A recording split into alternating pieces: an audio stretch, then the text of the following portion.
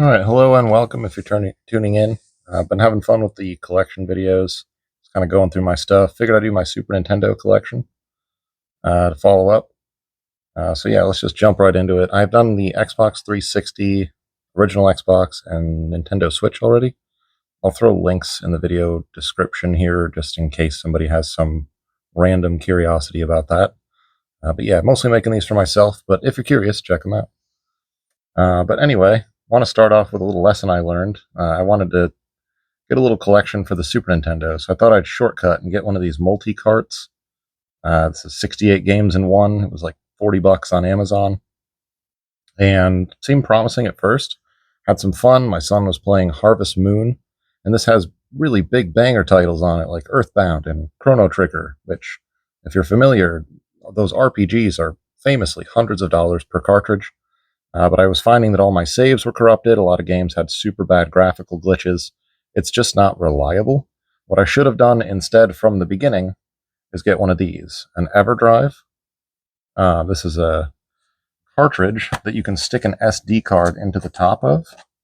This is the X5, which I think is one of the cheapest cartridges you can buy for these, but you put an SD card in the top loaded with ROMs, which you definitely obtain legally after dumping your own cartridges for sure, which is of course what I did. But stick this right in the console, and whatever ROMs you've got on here will just boot right up and play normal.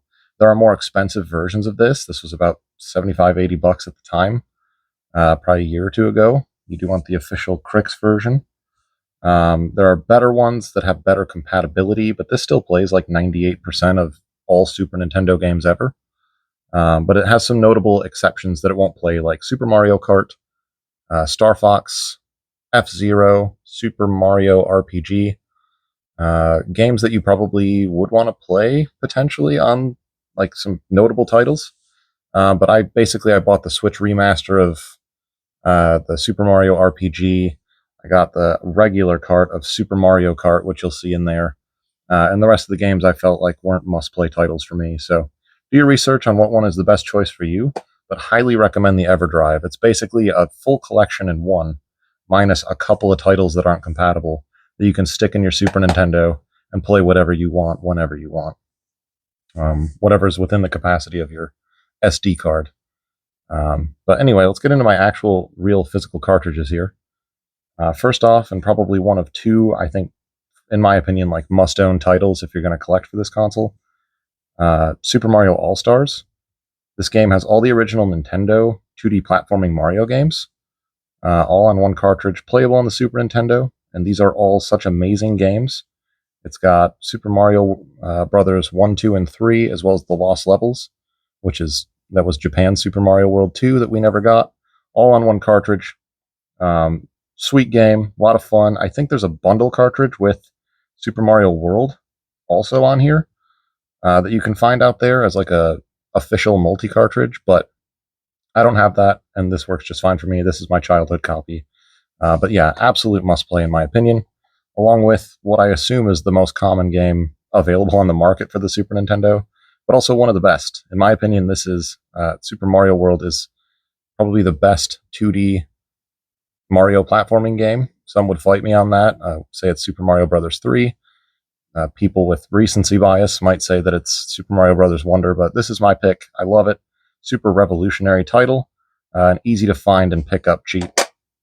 Next up, Super Mario World 2 Yoshi's Island. I think they called it Super Mario World 2 for marketing purposes, but this really doesn't play similar at all. However, it's an amazing game. You play as Yoshi trying to save Baby Mario, and the art style aged probably better than almost any game on the console. I would say it's a fantastic looking game. It's super fun to play. The only caveat that people don't love about this usually is the crying sound of Baby Mario.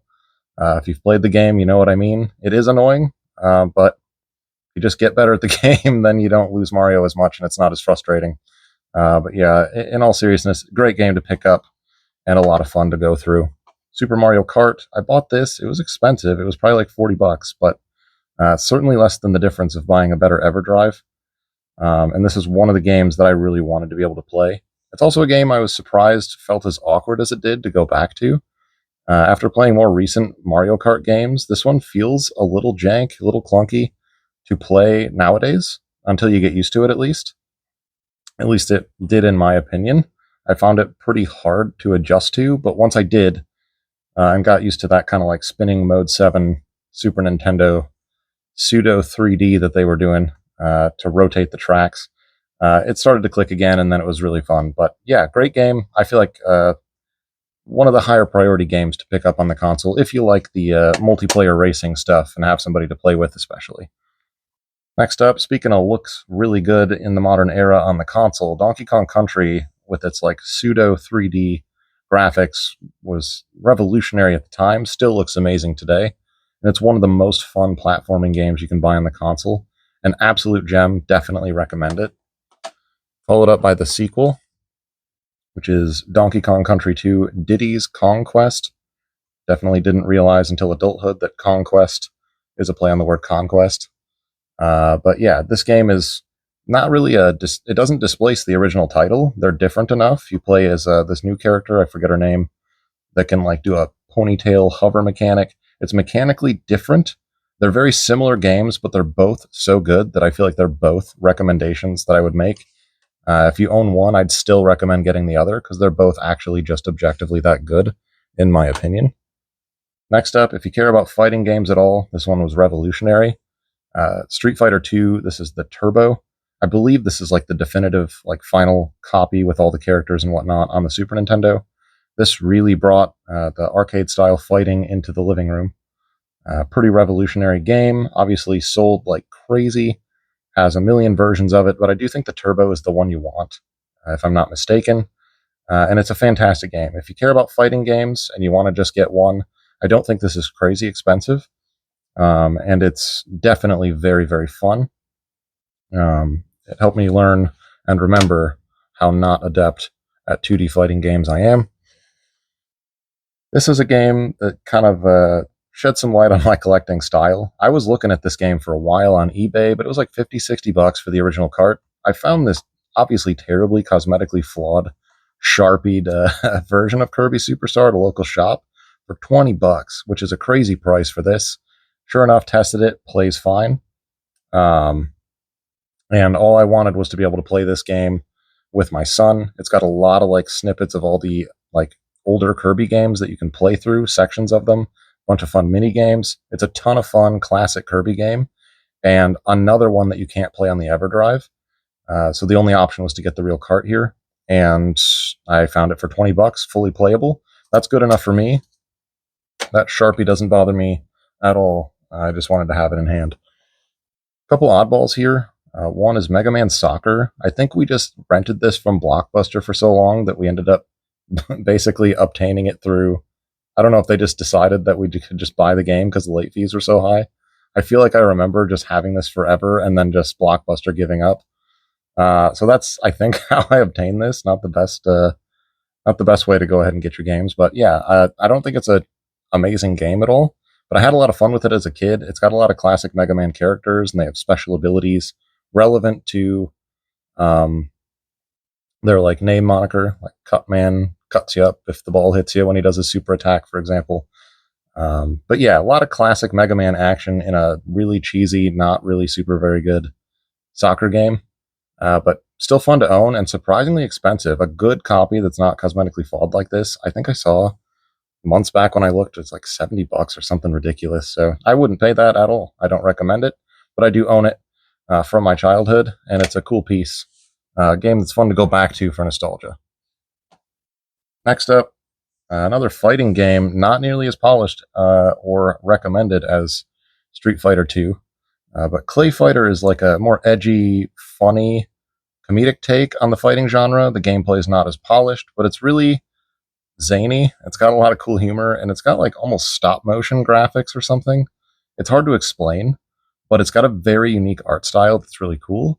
And the humor is pretty funny and like a lot edgier than a lot of other Super Nintendo games. So I had a lot of fun with it, and it's a good time to play through. $13. Some people have heard of Clay Fighter, the Sculptor's Cut. I think that was like a Blockbuster exclusive or something that's super rare. It's like $1,000+ dollars. This is the regular one, and I'm happy with spending $13 on it. because I liked that game as a kid. It was a lot of fun. And then just kind of a dumb random pickup. This is like $2 at a local shop.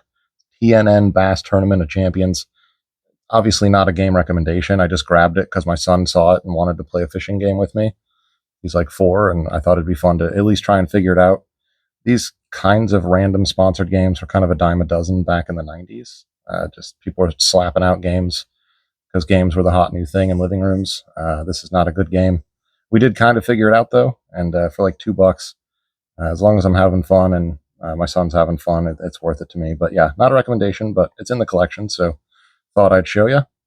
But yeah, if I had to make one recommendation, it would definitely be the EverDrives. And of course, definitely legally obtaining and dumping your own ROMs from your cartridges that you definitely own and not downloading them because that would just be wrong. But load up an SD card, slap the EverDrive in the cartridge, and you've got a mostly full Super Nintendo collection. But yeah, that's my collection. I'll probably do an N64 collection video at some point as well if I feel like it, and I have absolutely no idea what I'll do from there. But yeah, we'll see. Thanks for tuning in.